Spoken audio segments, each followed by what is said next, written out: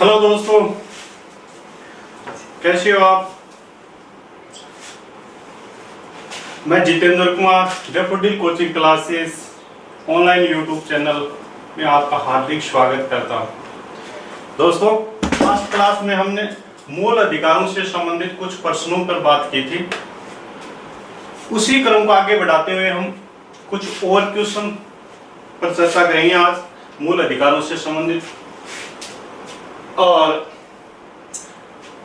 आज का पहला क्वेश्चन जो है वो है अंतःकरण की स्वतंत्रता किस अनुच्छेद में दी गई है। क्या है क्वेश्चन?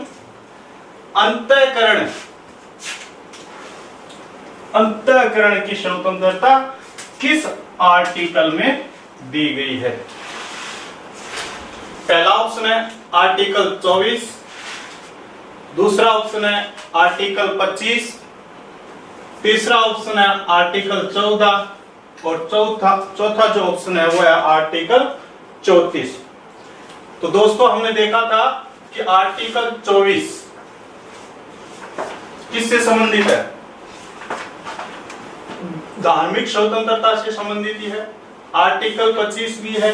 आर्टिकल 14 विधि के समक्ष समानता से है। और आर्टिकल 34 जो है उसके अंदर जो मार्शल लॉ के अंदर जो नागरिकों के अधिकार सीमित किए जाते हैं उसका उल्लेख है। तो इसका जो ऑप्शन बी है, कौन सा ऑप्शन? बी, ये अंतःकरण की स्वतंत्रता की बात करता है। यानी अनुच्छेद 25 जो है इसके अंदर अंतःकरण की स्वतंत्रता का अधिकार दिया गया है। और अनुच्छेद 14 जो था उसके अंदर विधि के समक्ष समानता की बात कही गई थी। अनुच्छेद 34 जो था उसके अंदर जो मार्शल लॉ लगता है उस क्षेत्र के नागरिकों के अधिकारों को सीमित किया गया था। और अनुच्छेद 24 यानी 23 और 24 जो शोषण के विरुद्ध अधिकार दिया गया था वो आता है आर्टिकल 23 और 24 के अंदर। यानी आर्टिकल 24 बाल श्रम को निषेध करता है। तो हमारा जो क्वेश्चन 1 है इसका सही जवाब होगा ऑप्शन बी यानी आर्टिकल 25। क्वेश्चन 2, बाल श्रम का निषेध, किसका निषेध? बाल श्रम का निषेध किस आर्टिकल के तहत किया गया है? अनुच्छेद 24, अनुच्छेद 24, अनुच्छेद 25 और अनुच्छेद 19। यानी ये 4 ऑप्शन दिए गए हैं। इनमें से पूछ रहा है कि बाल श्रम का निषेध इनमें से किस आर्टिकल के अंदर किया गया है। तो हमें पता है कि ऑप्शन जो बी है यानी अनुच्छेद 24 है इसके अंदर बाल श्रम का क्या किया गया है? निषेध किया गया है। आर्टिकल 23 जो है वो भी शोषण के विरुद्ध अधिकार से ही संबंधित है, जिसमें मानव के दुर्व्यापार और बलात्कार श्रम को निषेध किया गया था। और आर्टिकल 25 जो है ये अंतःकरण की स्वतंत्रता देता है। और आर्टिकल 19 का पता ही है आपको, 6 प्रकार की स्वतंत्रताएं दी गई है। इसलिए क्वेश्चन संख्या 2 जो है इसका सही जवाब होगा ऑप्शन बी यानी आर्टिकल 24, जिसके अंदर बाल श्रम का निषेध किया गया है। क्वेश्चन नंबर 3, वर्तमान में कितने धार्मिक समुदायों को, दोस्तों यहां ध्यान देना कि वर्तमान में कितने धार्मिक समुदायों को अल्पसंख्यक वर्ग का दर्जा दिया गया है। हमने पहले पढ़ा था कि 6 ऐसे धार्मिक समुदाय हैं जिनको अल्पसंख्यक वर्ग का दर्जा दिया गया है। धार्मिक समुदाय, न कि भाषाई समुदाय। धार्मिक समुदाय पूछा है इसने, धर्म के आधार पर जिस समुदाय की संख्या कम होती है ऐसे धार्मिक समुदायों को अल्पसंख्यक का दर्जा दिया गया है। वो कितने हैं? तो इसका सही जवाब होगा ऑप्शन ए यानी 6 ऐसे धार्मिक समुदाय हैं जो अल्पसंख्यक वर्ग के अंदर आता है। मुस्लिम, सिख, ईसाई, जैन, बौद्ध और पारसी, ये 6 ऐसे अल्पसंख्यक वर्ग हैं। तो क्वेश्चन नंबर 3 जो है इसका सही जवाब होगा ऑप्शन ए यानी 6। नेक्स्ट क्वेश्चन की बात करते हैं, क्वेश्चन संख्या 4 की। किस अनुच्छेद के तहत संसद रक्षा सेनाओं के मौलिक अधिकारों को सीमित कर सकती है? क्या बोल रहा है कि किस आर्टिकल के तहत संसद जो है वो रक्षा सेनाओं के मौलिक अधिकारों को सीमित कर सकती है।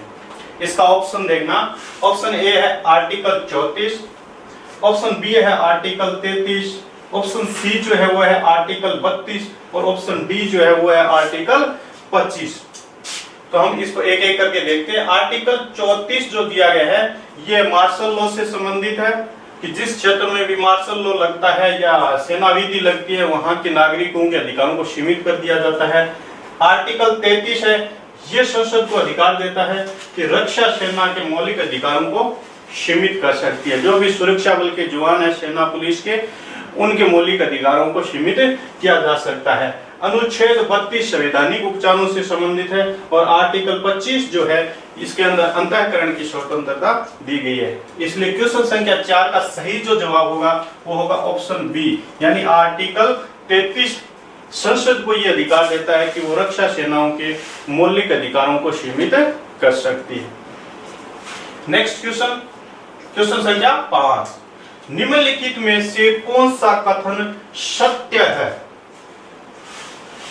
4 इसके अंदर कथन दिए गए हैं और पूछ रहा है कि इनमें से कौन सा कथन जो है वो सत्य है। ऑप्शन ए, मौलिक अधिकार व नीति निर्देशक तत्व एक दूसरे के विरोधी है। ध्यान देना दोस्तों, लास्ट के अंदर विरोधी शब्द पे ये पूछ रहा है कि मौलिक अधिकार और नीति निर्देशक तत्व दोनों एक दूसरे के विरोधी है, ऑपोजिट है। ऑप्शन बी, मौलिक अधिकार और नीति निर्देशक तत्व एक दूसरे के पूरक है। ऑप्शन सी, ए व बी दोनों, और ऑप्शन डी इनमें से कोई नहीं। आपने पहले पढ़ा था कि जब केशवानंद भारतीवाद के अंदर निर्णय दिया था सुप्रीम कोर्ट ने, उसी निर्णय की पुनः पुष्टि की थी फिर मिनर्वा मिल्स वाद के अंदर। 1980 का जो मिनर्वा मिल्स वाद था उसमें पुष्टि की गई थी और उसमें कहा था कि मौलिक अधिकार और नीति निर्देशक तत्व दोनों एक दूसरे के विरोधी नहीं है, पूरक हैं। ठीक है, तो क्वेश्चन क्या था कि निम्नलिखित में से कौन सा कथन सत्य है? पहला था मौलिक अधिकार व नीति निर्देशक तत्व एक दूसरे के विरोधी है, यह ऑप्शन हमारा गलत हो जाता है। क्यों? क्योंकि मौलिक अधिकार व नीति निर्देशक तत्व एक दूसरे के विरोधी नहीं है, पूरक है। तो इसलिए हमारा ऑप्शन बी जो है वो सही आंसर हो जाता है। इसमें दिया गया है मौलिक अधिकार व नीति निर्देशक तत्व एक दूसरे के पूरक है। तो हमारा क्वेश्चन 5 जो था इसका सही जवाब है ऑप्शन बी, यानी मौलिक अधिकार व नीति निर्देशक तत्व एक दूसरे के पूरक है। नेक्स्ट क्वेश्चन की हम बात करते हैं, बंधुआ मजदूरी रोकथाम अधिनियम कब बनाया गया था? बंधुआ मजदूरी रोकथाम अधिनियम कब बनाया गया था? तो हमने पहले पढ़ा था कि 1976 के अंदर 1976 के अंदर बंधुआ मजदूरी रोकथाम अधिनियम बनाया गया था और ये आता है शोषण के विरुद्ध जो अधिकार पढ़े थे हमने आर्टिकल 23 और 24 के अंदर, उसमें इस बंधुआ मजदूरी रोकथाम अधिनियम की पहले चर्चा भी की थी कि ये 1976 में बनाया गया है लोगों को शोषण से बचाने के लिए, ताकि लोगों का किसी प्रकार से शोषण ना किया जाए। तो हमारा जो क्वेश्चन 6 है इसका सही उत्तर होगा ऑप्शन ए, यानी 1976 के अंदर बंधुआ मजदूरी रोकथाम अधिनियम बनाया गया था।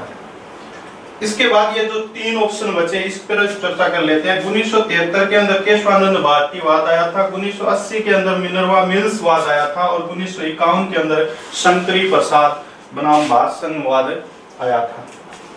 तो क्वेश्चन 6 का सही जवाब ऑप्शन ए हो जाएगा। नेक्स्ट क्वेश्चन संख्या 7, धार्मिक स्वतंत्रता के अधिकार पर राज्य किन आधारों पर प्रतिबंध लगा सकता है?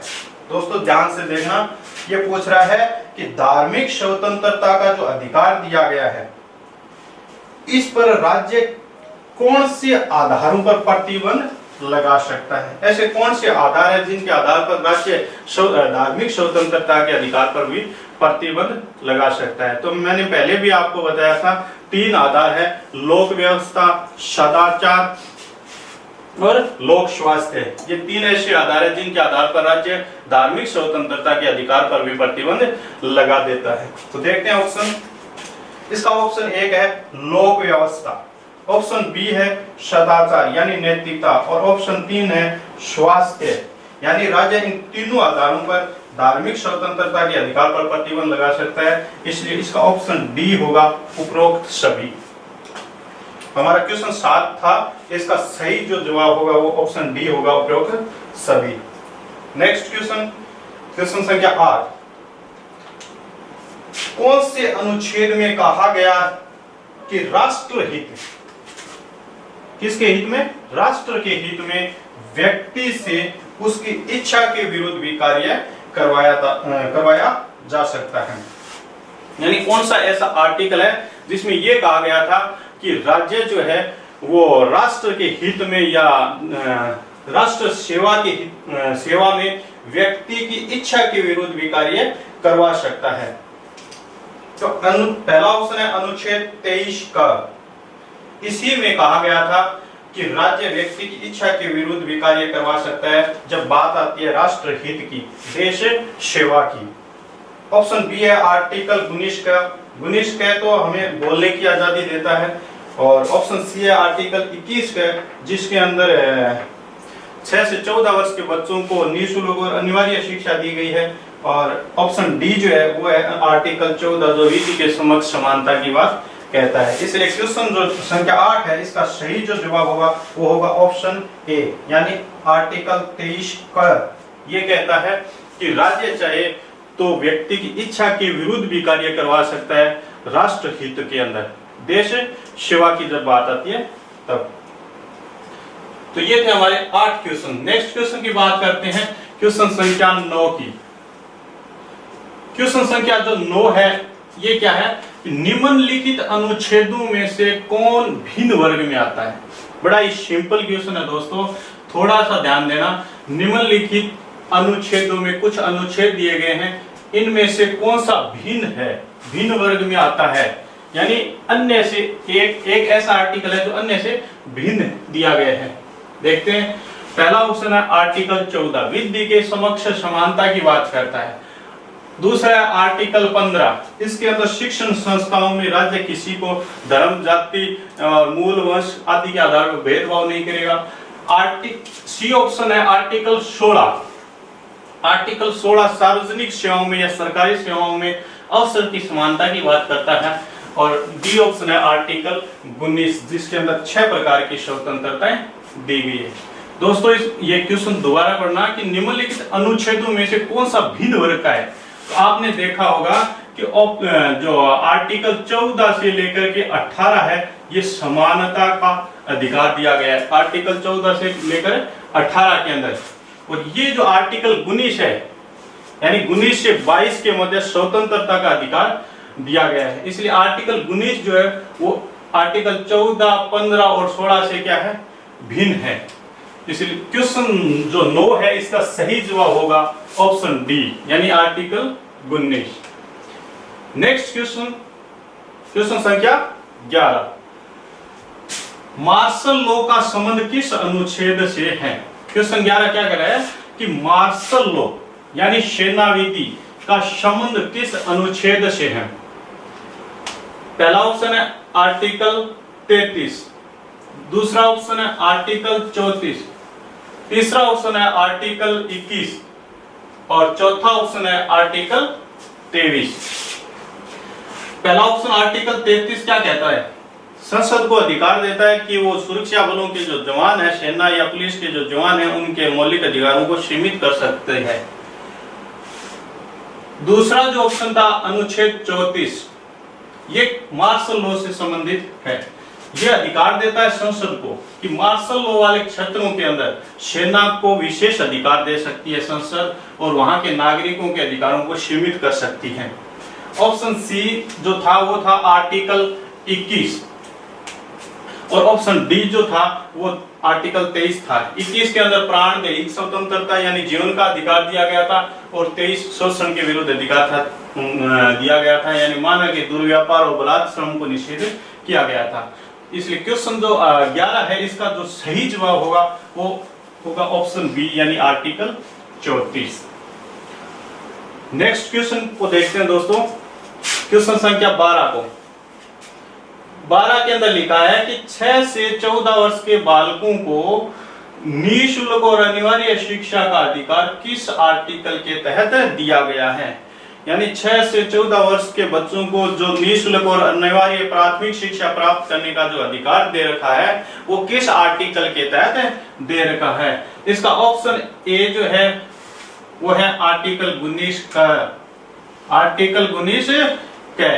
ऑप्शन बी जो है वो है आर्टिकल 21 का और ऑप्शन सी जो है वो है आर्टिकल 19 और ऑप्शन डी जो है वो है आर्टिकल 21। तो आर्टिकल 19 के अंदर क्या लिखा था, हमें बोलने की आजादी दी गई थी। आर्टिकल 21 जो क्या है, ये आर्टिकल वो है जो 6 से 14 वर्ष के बच्चों को निःशुल्क और अनिवार्य शिक्षा का अधिकार प्रदान करता है। और 19 के अंदर 6 प्रकार की जो स्वतंत्रता है वो आती है और आर्टिकल 21 जो है वो हमें प्राण और दैहिक स्वतंत्रता का अधिकार देता है। इसलिए क्वेश्चन संख्या 12 का जो सही जवाब होगा वो होगा ऑप्शन बी यानी आर्टिकल 21। अब बात करते हैं नेक्स्ट क्वेश्चन की, क्वेश्चन संख्या 13 की। 13 क्या कहता है, भारतीय संविधान में प्रदत्त स्वतंत्रता का अधिकार के संबंध में निम्नलिखित में से कौन सा सत्य नहीं है। यहाँ दोस्तों ध्यान देना, ये जो नहीं वाले क्वेश्चन होते हैं ये गलत होने की पूरी संभावनाएं होते हैं और अपनी ही गलती से होती है क्योंकि हम यहाँ तक पहुंचते ही नहीं है, पूरा पढ़ते ही नहीं है और प्रश्न को गलत करके आ जाते हैं। तो 13 नंबर क्वेश्चन क्या है कि भारतीय संविधान में प्रदत्त स्वतंत्रता का अधिकार के संबंध में निम्नलिखित में से कौन सा कथन सत्य नहीं है। इसका ऑप्शन ए है संघ बनाने की स्वतंत्रता, ऑप्शन बी कहता है भारत में भ्रमण की स्वतंत्रता, ऑप्शन सी भाषण व अभिव्यक्ति के अबाधित स्वतंत्रता और ऑप्शन डी इनमें से कोई नहीं। क्वेश्चन को बड़ी गौर से देखना दोस्तों, ध्यान से देखना कि भारतीय संविधान में प्रदत्त स्वतंत्रता का अधिकार से संबंधित कौन सा सत्य नहीं है। ऑप्शन ए कहता है संघ बनाने की स्वतंत्रता, ये स्वतंत्रता के अधिकार से ही संबंधित है, यानी 19 गै जो है वो हमें संघ बनाने का अधिकार देता है। ऑप्शन बी है भारत में भ्रमण की स्वतंत्रता, ये भी स्वतंत्रता के अधिकार से संबंधित है। ऑप्शन सी कहता है कि भाषण व अभिव्यक्ति की अबाधित स्वतंत्रता। दोस्तों ये जो एक शब्द जोड़ा है ना अबाधित, यहीं से क्वेश्चन का जो उत्तर है वो चेंज हो जाता है। हमें भाषण व अभिव्यक्ति स्वतंत्रता आर्टिकल 19 के तहत दी गई है, लेकिन ये कहता है अबाधित, ऐसी स्वतंत्रता जो बाधित ना हो, जिस पर कोई किसी प्रकार का प्रतिबंध नहीं लगाया जा सके। तो हमने पढ़ा था स्वतंत्र आर्टिकल जब 19 पढ़ा था तब हमने ये भी पढ़ा था कि जो भी स्वतंत्रताएं दी गई है वो राज्य के द्वारा एक सीमा के बाद क्या होती है, प्रतिबंधित होती है। तो इसलिए क्वेश्चन जो संख्या 13 है इसका सही जवाब होगा ऑप्शन सी यानी भाषण व अभिव्यक्ति की अबाधित स्वतंत्रता। ये अबाधित की वजह से ये क्वेश्चन चेंज हो जाता है। इसमें अगर ये आ जाता कि भाषण व अभिव्यक्ति की स्वतंत्रता तो सही था। नेक्स्ट क्वेश्चन की बात करते हैं, क्वेश्चन संख्या 14 की। 14 कहता है कि संविधान के मूल ढांचे से संबंधित नहीं है। दोस्तों ये भी नहीं से संबंधित क्वेश्चन है और बात कर रहा है मूल ढांचे की, संविधान के मूल ढांचे की बात कर रहा है, संविधान के मूल ढांचे से संबंधित नहीं है। और हमने जब केशवानंद भारतीयवाद 1973 पढ़ा था तब यह भी पढ़ा था कि सुप्रीम कोर्ट ने जब निर्णय दिया वाद पर तो ये कहा था कि संसद मूल अधिकारों में परिवर्तन कर सकती है लेकिन संविधान के मूल ढांचे में परिवर्तन नहीं कर सकती है। फिर क्वेश्चन ये उठा कि संविधान का मूल ढांचा किसे माना जाए, तो सुप्रीम कोर्ट ने कहा था 4 बातें कही थी कि न्यायपालिका की स्वतंत्रता, व्यक्ति की गरिमा, लोकतंत्र और धर्मनिरपेक्षता, ये हमारे संविधान का मूल ढांचा है, इसके अंदर परिवर्तन नहीं किया जा सकता। उसी से संबंधित ये क्वेश्चन है, क्वेश्चन 14 संविधान के मूल ढांचे से संबंधित नहीं है। ऑप्शन ए न्यायपालिका की स्वतंत्रता, ये मूल ढांचे से संबंधित है। ऑप्शन बी धर्मनिरपेक्षता, ये भी हमारे संविधान के मूल ढांचे से संबंधित है। ऑप्शन सी व्यक्ति की गरिमा, ये भी हमारे संविधान के मूल ढांचे से संबंधित है। और ऑप्शन जो डी है इसमें कहा है राजतंत्र, ये दोस्तों ऑप्शन गलत हो जाता है। क्योंकि यहाँ बात आती है लोकतंत्र की, यानी न्यायपालिका की स्वतंत्रता, धर्मनिरपेक्ष व्यक्ति की गरिमा, और जो चौथा स्तंभ था वो था लोकतंत्र। ठीक है, इसलिए क्वेश्चन 14 जो है इसका सही जवाब होगा ऑप्शन डी, यानी राजतंत्र है वो हमारे संविधान के मूल ढांचे से संबंधित नहीं है। नेक्स्ट क्वेश्चन, क्वेश्चन संख्या 15, सर्वोच्च न्यायालय ने किस वाद की सुनवाई करते हुए, यानी क्या कह रहा है कि हमारी जो सुप्रीम कोर्ट है वो कौन से वाद की सुनवाई करते हुए ये कहा था कि संसद मूल अधिकारों में परिवर्तन कर सकती है लेकिन संविधान के मूल ढांचे में परिवर्तन नहीं कर सकती है। ये बात कब कही थी, कौन से वाद पर की सुनवाई करते हुए सुप्रीम कोर्ट ने कहा था कि जो संसद है वे संविधान के मूल ढांचे में परिवर्तन नहीं कर सकती है बल्कि मूल अधिकारों में परिवर्तन कर सकती है। तो हमने पढ़ा था कि जो केशवानंद भारती वाद है 1973 का, उस केस की सुनवाई करते हुए सुप्रीम कोर्ट ने यह बात कही थी। इसका पहला ऑप्शन क्या है, शंकरी प्रसाद वाद 1951।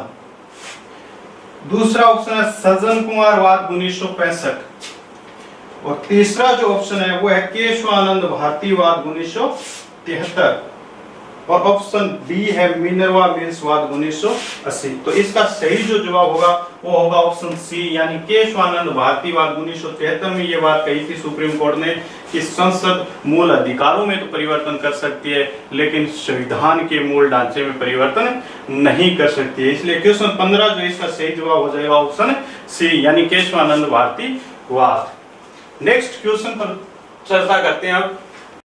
हाँ तो दोस्तों अब बात करते हैं क्वेश्चन संख्या 16 की। 16 के अंदर लिखा है कि निम्न में से कौन सा अधिकार संविधान के अनुच्छेद 19 में नहीं है। क्या कह रहा है कि निम्न में से कौन सा ऐसा अधिकार है जो अनुच्छेद 19 में नहीं है या 19 से संबंधित नहीं है। तो इसका ऑप्शन ए है वाक एवं अभिव्यक्ति की स्वतंत्रता, ऑप्शन बी संघ बनाने की स्वतंत्रता, ऑप्शन सी व्यापार करने की स्वतंत्रता, और ऑप्शन डी उपाधियों का अंत। तो क्वेश्चन था कि कौन सा अधिकार आर्टिकल 19 में नहीं है। तो इसका अंदर ए जो ऑप्शन है वाक एवं अभिव्यक्ति की स्वतंत्रता ये दी गई है 19 के अंदर। दूसरा जो ऑप्शन था संघ बनाने की स्वतंत्रता ये दी गई थी 19 के अंदर, और व्यापार करने की जो स्वतंत्रता है ये आर्टिकल 19(6) के अंदर दी गई थी। तो ये जो उपाधियों का ये अंत किया गया है ये आर्टिकल 18 के द्वारा किया गया है। तो क्वेश्चन 16 का जो सही जवाब होगा वो होगा ऑप्शन डी।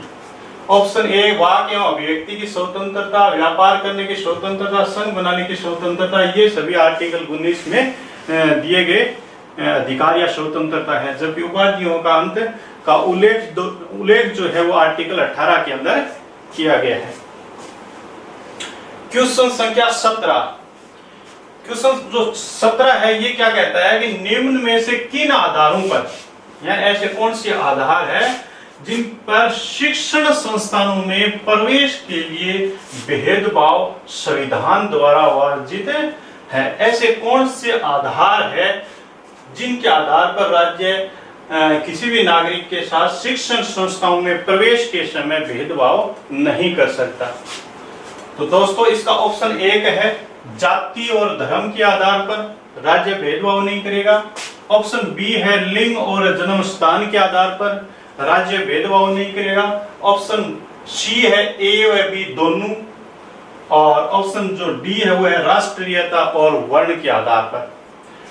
तो क्वेश्चन क्या था कि किन आधारों पर शिक्षण संस्थाओं में प्रवेश के समय भेदभाव करना संविधान द्वारा वर्जित है। तो इसका सही जो जवाब होगा वो होगा ऑप्शन डी, क्योंकि राज्य जो है वो जाति, धर्म, लिंग, स्थान इनके आधार पर भेदभाव नहीं कर सकता है।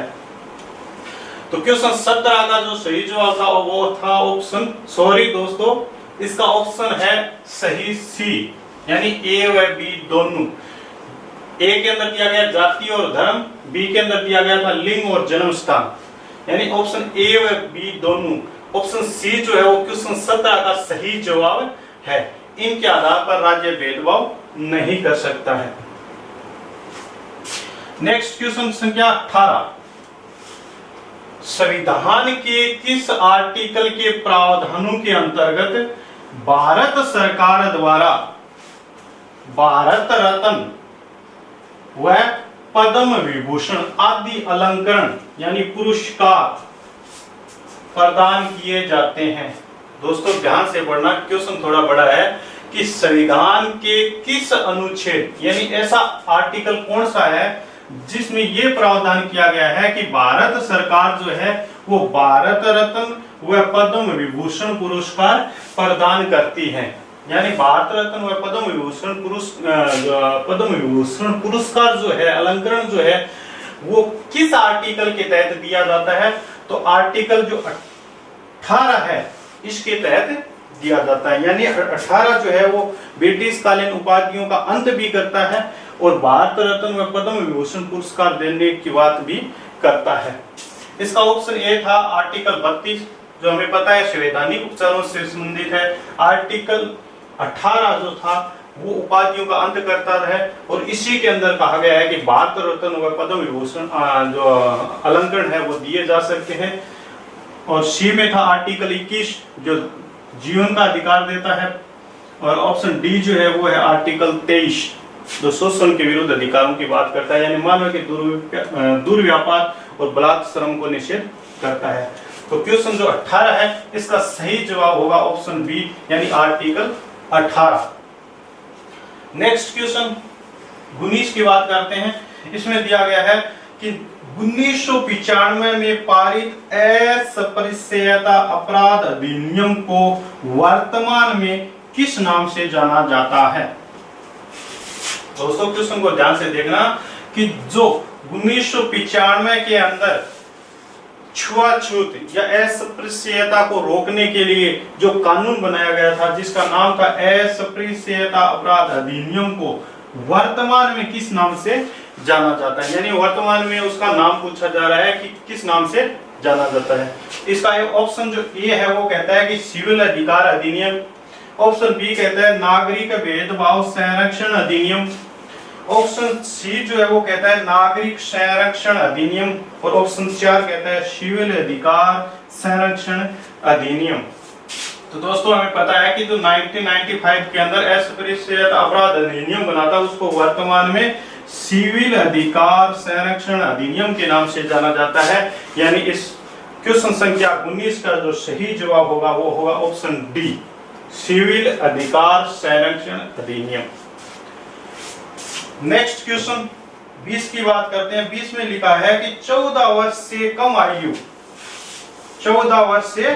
कम आयु के बहुत से बच्चे पटाखे बनाने वाले कारखानों में काम करते हैं। इन कारखानों में बच्चों को काम देने से किस मौलिक अधिकार का उल्लंघन होता है? यानी दोस्तों ये कहना चाह रहा है कि 14 वर्ष से जो छोटे बच्चे हैं वो बहुत से ऐसे बच्चे हैं जो पटाखे बनाने वाले कारखानों में काम करते हैं। इन कारखानों में जो काम दिया जाता है 14 वर्ष से छोटे बच्चों को, तो कौन से मौलिक अधिकार का उल्लंघन होता है? ये इसका क्वेश्चन है। तो हमने पढ़ा था कि 14 वर्ष से कम यानी आर्टिकल 24 बाल श्रम को निषेध कर रहा था कि 14 से कम आयु के बालकों को खतरनाक उद्योगों में काम पर नहीं लगाया जाएगा। और आपने यहाँ देखा है कि पटाखे बनाने वाले कारखाने ये किस में आते हैं? खतरनाक उद्योगों में आते हैं। तो इसका ऑप्शन ए क्या कहता है? समानता का अधिकार का उल्लंघन होता है।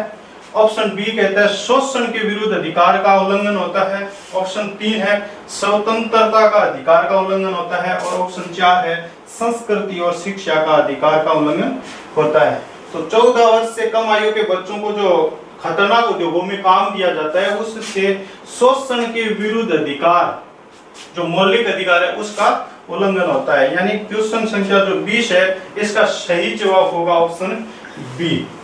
ये थे दोस्तों मूल अधिकारों से संबंधित कुछ प्रश्न जिन पर हमने आज चर्चा की है। आज के लिए बस इतना ही। धन्यवाद।